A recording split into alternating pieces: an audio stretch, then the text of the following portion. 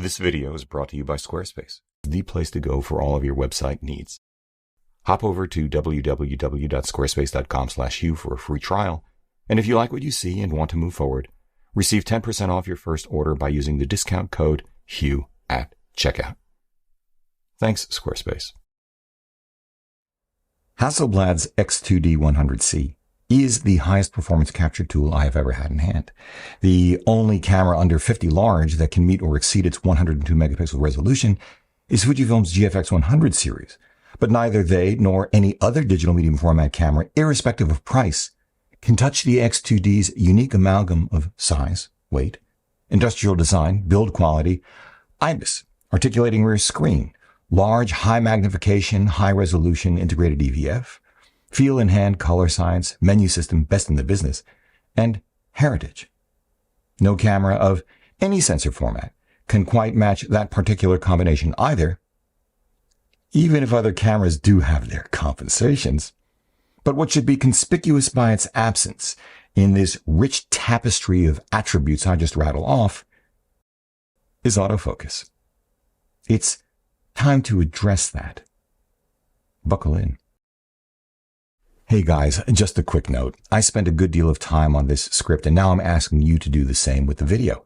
But I want to apologize. 2 transcontinental trips suddenly popped up within weeks of each other, and given everything else on my plate this month, it precluded me from getting to B-roll. Please do forgive me, although, hey, as I just said, the menu system is the best in the business, so it ought to be okay. But I guess this means that if you have an X2D, you should probably grab it now so that you can follow along. For those of you who don't have an X2D, I suspect you will still come away with an essential conclusion or two, so please just try to go with the flow all the way to the very end. Thanks, guys.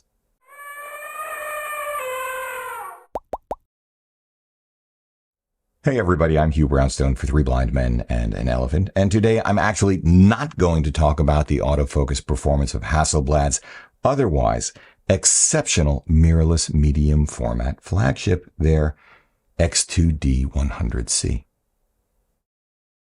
Okay, the company still hasn't sorted the proximity sensor next to the EVF either, which is supposed to automatically switch between the EVF and the rear screen panel, but too often for me anyway, it doesn't. Well, yeah, there's shutter lag, but anyway, instead, what I actually want to talk about is how best to manually focus the X2D. This is because in my experience, as always, your mileage may vary, and that's just fine. Manual focus is too often the only way to extract all of the image quality of which the X2D is capable when conditions become challenging.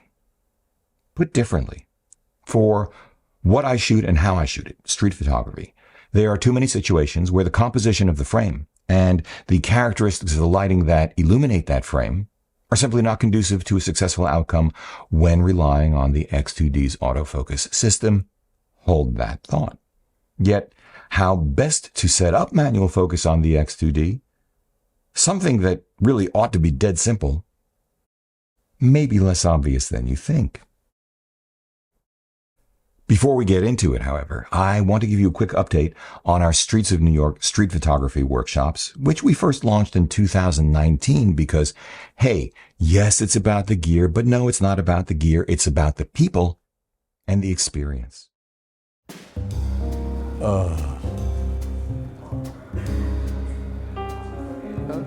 You have to get up. Yeah. Okay. Okay. What a few days. Incredible. All I can say, wow.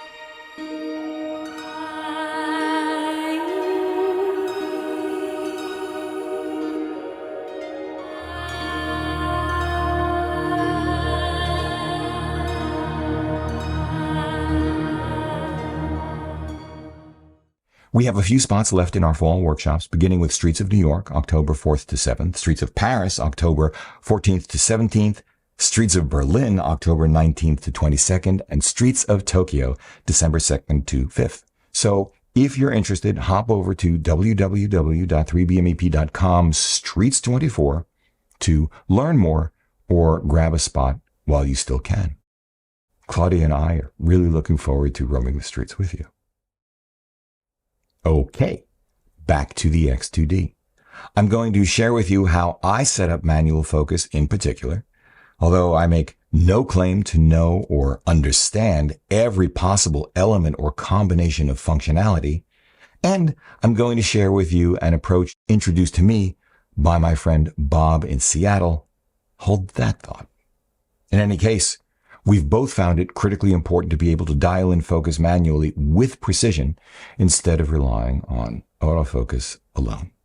This occurs either when the X2D's autofocus system prioritizes a higher contrast but non-essential portion of the frame over an adjacent lower contrast but quintessential portion of the frame, or when contrast or light levels are so low across the frame that the autofocus cannot lock on and it never settles.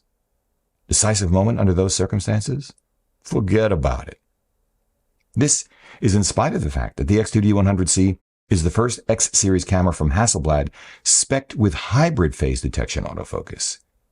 This confuses me, not only because of how the system behaves, but especially since the X2D's user manual states quite plainly that focus is, my emphasis, determined by the max contrast within the central marked area. When contrast is not high enough, focus cannot be set correctly. Which is correct. What really came to bother me was that even when the camera's autofocus confirmed focus in the field, too often, once I was able to view images later on a large high-resolution monitor or two, I learned, no, not quite. I therefore now manually focus my X2D when A, I have the time, opportunity, and need to slow down. Think traditional or urban landscape in my case, when time is generally not a concern. Well, time of day, big time, but you know what I mean. This should be, and often is, a slam dunk for the X2D's autofocus system, but low light and low contrast have caused problems for me. And, alternatively, street portraiture under the same lighting constraints when I can develop sufficient rapport with my subject to give me enough temporal breathing room to dial it in, finalizing framing, focus, and exposure through the EVF right up until the moment I trip the shutter. Or B, I can't slow down, but I still need critical focus under similarly suboptimal lighting conditions. Think classic street, where one has no power to slow down the decisive moment, let alone sufficiently to overcome the limitations of the X2D's autofocus or one's own. In the first use case, I'm going to focus through the EVF in real time, as I just described. But in the second use case, the only real option is zone focus. That is, pre-focusing and presetting everything else, exposure, before ever bringing the camera up to one's eye. In theory, anyway. When one zone focuses, irrespective of camera, the process should be basically the same. First, you want to give yourself the highest probability of a sharp image by A, becoming pretty good at guesstimating the distance to your subject for a given field of view and type of shot. Hold that thought too for another video, although for now just know that it takes practice. No big surprise there. And then B, setting that distance well before you bring the camera up to your eye, either on your lens directly, alte Schule, old school, or through your camera's modern menu system. Second, you want to create as large a margin of error for that guesstimate as is feasible by combining an appropriately deep depth of field, gated by A, the minimum shutter speed you require to reduce subject motion blur or camera movement blur, B, the maximum image degradation you're willing to accept in terms of noise, dynamic range, and fine detail as you jack up ISO to compensate for the smaller than wide open aperture and high enough shutter speed to capture the decisive moment, and C, the needs of the image you're trying to capture. Zone focus is not only a compromise between speed and accuracy, but also among artistic choices. What all of this typically means for street photography in 2024, which, as I said, is our jam, is this. 1. Opting to choose a wider lens than one might normally prefer. This is a reason, for example, why 28 and 35mm lenses became popular alternatives to the classic 50mm at the height of the 35mm film era during the second half of the 20th century. All else being equal, the wider the field of view, the deeper the depth of field for a given aperture and distance to the subject. 2. Setting the aperture somewhere between typically f5.6 and f8 on full-frame cameras, a sweet spot compromise among depth of field, edge-to-edge sharpness, and light gathering ability. 3. Setting the minimum shutter speed somewhere in the neighborhood of whatever is faster, 1/500th of a second, or up to 1/4 times your focal length, because IBIS has nothing to do with minimizing subject motion blur. Which is not to say motion blur is never an essential part of a frame, because sometimes it is. 4. Setting ISO and white balance to auto, unless your camera doesn't have a light meter, you're shooting Sunny 16 in any event, or you're shooting film, you're not going to change the color temperature of that, or you insist upon manually managing the exposure triangle shot to shot for maximum flexibility in post, as Claudia and I usually do. 5. Setting exposure mode to aperture priority. Lots of people do this, and meters are getting better. 6. Setting metering mode to A, highlight weighted, B, or setting exposure compensation down a stop or two, C, or best of all, if you have the time, and again, how Claudia and I most like to roll, setting ISO manually shot to shot or block to block, either by eye through your EVF, or if you must, and I don't like this because it gets in the way of fully seeing the entire frame, via histogram. Zebras or blinkies, verboten, a holdover from the video days of the last century that, at least for us, ruined the experience of capturing and immersing one's self in the scene through a viewfinder. But all of this is a bit trickier with the medium format X2D. 1. The newest V-series lenses, currently the 25, 38, 55, and 92.5s, all sport a real engraved depth of field scale on the lens barrel. On first blush, you'll only see half of that scale, f-stops. But when you push forward the lovely manual focus clutch, the other half of the depth of field scale, distance, is revealed. It's kind of cool, pulling double duty as the camera also immediately recognizes it is in manual focus. The original autofocusing XCD lenses, however, along with the newer portable P series, have neither a depth of field scale nor a manual focus switch. No aperture ring either. But there's good news and bad news in this. The good news? Even when the X2D is set to autofocus mode via the camera's menu system, as soon as one begins turning the focus ring in default mode on a P lens, say my 45P, although the Hasselblad menu system has an option to treat that ring as a customizable control, it is grayed out for my 45P, the camera recognizes this as manual override. There is no need, when all is said and done, for an auto manual focus switch on a P lens. Or again, the launch series lenses. More good news, the X2D's grip is really wonderfully designed. My middle finger, index finger, and thumb all falling naturally front to back upon the front scroll wheel, shutter release, and rear scroll wheel, respectively. A press of the rear scroll wheel brings up ISO, making exposure triangle adjustments in real time a breeze as one peers through the EVF. At least that's how I set it up. There is no need for a dedicated aperture ring either. Yay. But A. The distance scale available on the camera, the electronic distance scale that is, does not automatically show up in manual focus override when using a P or original launch XCD lens, even when one sets focus mode to manual through the menu. What one can do is toggle on distance and by default exposure by tapping General on the main screen, tapping on Custom Overlays, exiting, and then by cycling through the default displays using the circle button to the right of the rear panel. This is really just a wonderful user interface. Bring up the distance scale irrespective of focus mode. B. For all of that, the distance scale is not a depth of field scale.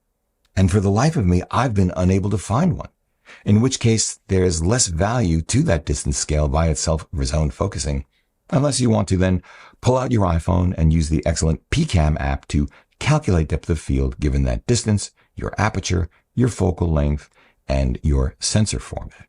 And C, even if you've selected a manual focus assist in the menu, it will not be available in manual focus override when the camera is set to autofocus. All of which, of course, is less of an issue with V lenses, but sometimes it feels, to be fair, as it does with most camera manufacturers, that, let's call it the kinetics of camera operation take a backseat to simply putting a check mark in a box on a laundry list of theoretical must-have items. I hope Hasselblad addresses these issues with a firmware update. Then again, this is less of an issue with V lenses because there is no instant manual focus override for these new lenses when in autofocus mode. You pull out the clutch and that does it. 2. Unlike, say, Panasonic's full-frame Lumix S5 II series or Sony's A7 R5, both of which we own, I can't find what I'll call real-time depth of field preview. That is, seeing depth of field changes as one adjusts the aperture without the need to simultaneously hold down a dedicated physical depth of control, which the X2D does have, while also retaining the option of not simultaneously seeing exposure preview, or, at the very least, having auto ISO when in manual mode. Hold yet another thought. In other words, I wish the X2D sported constant on, or at least once shutter is half pressed constant on, depth of field preview, no separate function button required, that didn't darken the EVF when one did stop down. I'm going to circle back to that in a moment. 3. While one can set the minimum shutter speed to as much as 1/4 times the lens's focal length, this only works with Hassie's own autofocusing lenses. Fair enough. Their manual focus lenses of yore don't have the electrical contacts necessary to communicate any kind of data to the body, and that's certainly not unique to Hasselblad. 4. That yet another thought I asked you to hold a moment ago. One cannot set the X2D's ISO to auto when in manual mode. One more thing I really do wish the company would address in a firmware update. While one can set the focus assist to peaking and can manually focus while depressing the depth of field preview button, the reality is that this immediately darkens the EVF in proportion to how much one closes the aperture when in manual mode because auto ISO isn't available in manual mode. If you've chosen instead to set the camera to aperture priority mode, the ISO will rise quickly and the EVF becomes so noisy that it's hard to distinguish what's in focus and what's not because everything seems to be peaking, including the noise. 5. One can set ISO to auto on the X2D when in aperture, shutter speed, or program mode, but in any case, there is no highlight weighted metering option. I wish Hasselblad would add this option in a firmware update as well. 6. The problem with the electronic distance scale, apart from not being a depth of field scale, is that A, if one has auto zoom turned on, that is an automatic 1-to-1 magnification assist as soon as one begins to turn the focus ring on the lens, very powerful. Great EVF to do this in, the distance scale disappears.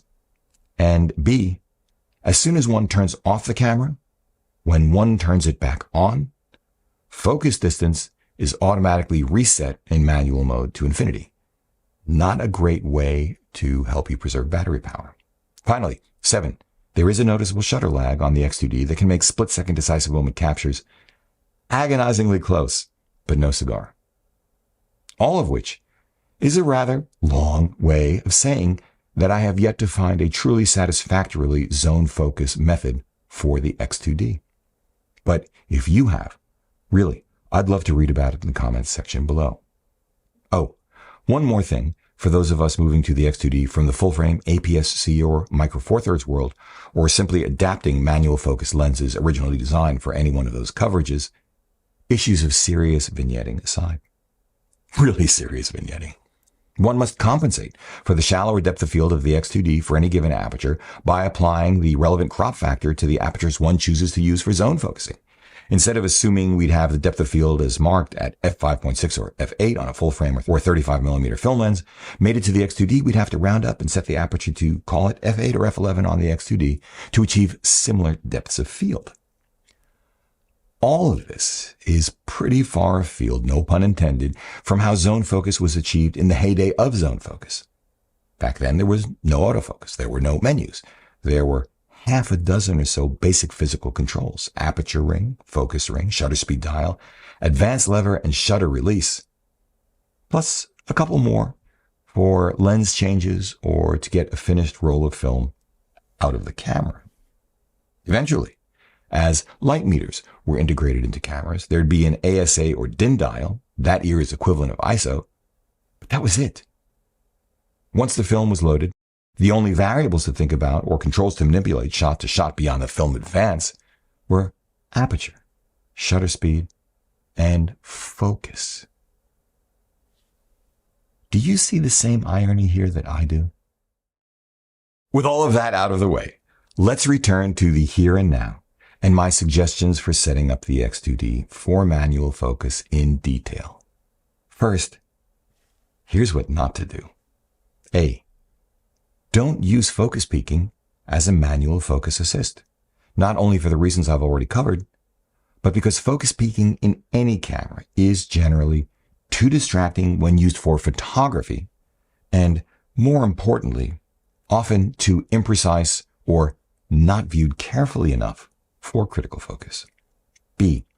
Don't use the X2D's focus confirmation as a manual focus assist in any case. Although it looks really nice, I really like the way it works. In theory, in practice, it works the same way the camera's autofocus system works, which is to say, prone to confirming the wrong thing in suboptimal composition and or lighting conditions. C. Don't bother with non-V lenses if you can avoid them for the reasons I've already enumerated. Although, hey, if that's what you've got, they can be optically compelling. Just don't turn off the camera between shots if your intention is to zone focus. Second, A. Do use V lenses if you can, as I've already suggested. Once again, beyond what I've already said about them, there's this. They have better, faster, quieter, smoother autofocus motors when you do choose to autofocus. B. Although I already own a 25V and 45P, if I were asked to recommend just one lens for an X2D street or travel kit, I'd suggest either the 38 or 55V f2.5. These are full-frame fields of view, shallowest depth of field equivalents of 30 and 43mm f2s, the latter being the closest field of view to what we actually see in real life. C. Do push out the manual focus clutch on those V-series lenses so that you can see the distance scale and the corresponding depth of field for a given aperture on the lens itself. This will override autofocus on the camera immediately, and it is the only way I've found that allows one to set and hold a specific focus distance for zone focusing, whether or not one turns off the camera and then turns it back on. C. Do set the camera's focus assist to auto zoom rather than focus confirmation or focus peaking, because this is the most direct, least cluttered, and least compromised path through your optic nerve to your brain. E. Do enable touch on the X2D's rear panel. F. Do set area under touchpad for EVF to right and sensitivity to medium. This will allow you to position the focus point using your thumb instead of the slower and more fiddly front and back scroll wheels, and as long as your nose and thumb are not too big, it's actually better than any joystick. G. Only at this point, do trip the regular shutter. You know, that big orange circular thing on the grip. My head hurts. Finally, this is how Bob uses his X2D, a hybrid approach combining back button autofocus with manual focus. So, A, set the camera to manual focus via the menu. B, once again, set the manual focus assist to auto zoom. C, this time, leave the lens in autofocus mode. Don't push out the focus clutch. Even though this means, D, you can't zone focus because you can't see the depth of field scale on the lens anymore. The electronic distance scale isn't the depth of field scale. But never mind all that because this is a real-time manual focus hybrid solution. E, right, set up touch and the touchpad autofocus as I outlined moments ago, and use your thumb, as I just said, to quickly place the focus box where you want the camera to autofocus. F, now press the AFD button on the rear fascia. That is, engage the default back button autofocus. This will initiate the camera's autofocus, and as long as lighting conditions and frame composition don't conspire against you, you may get tack-sharp imagery. Holy moly, X2D at its best. But then again, you may not.